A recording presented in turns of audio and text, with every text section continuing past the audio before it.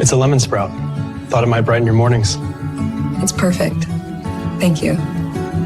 My friend gave me a small lemon plant a few years ago.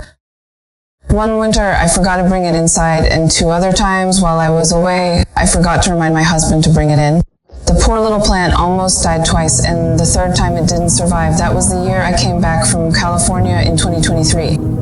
I thought it was already dead.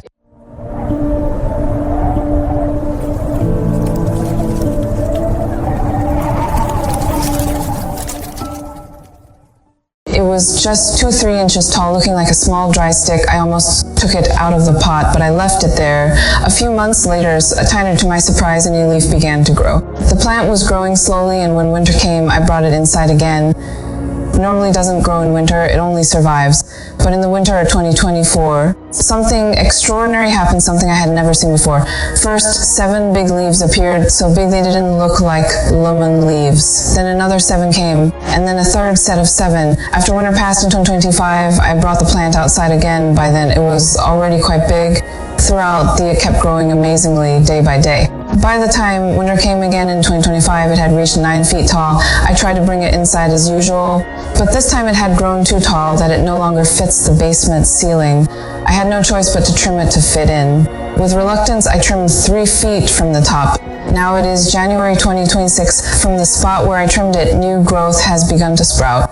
It has stretched upward so quickly that it has reached the ceiling. With no room left to grow, the top has begun to bend, yet it keeps growing. As I watched the tree growth and pondered it, I sensed that God was revealing something to me. Its growth was supernatural. I didn't use any fertilizer or anything else to help it.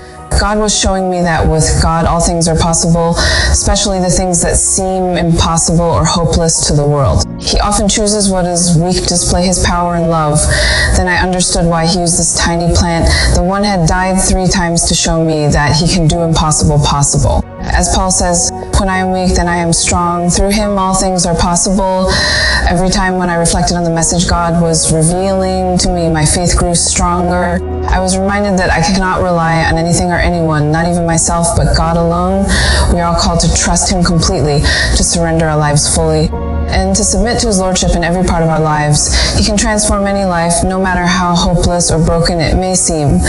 If we trust him and allow him to work, he will shape our lives beautifully with his mighty and loving hand. The one who created the universe and fashioned everything in it with such care is the most loving and perfect designer of all.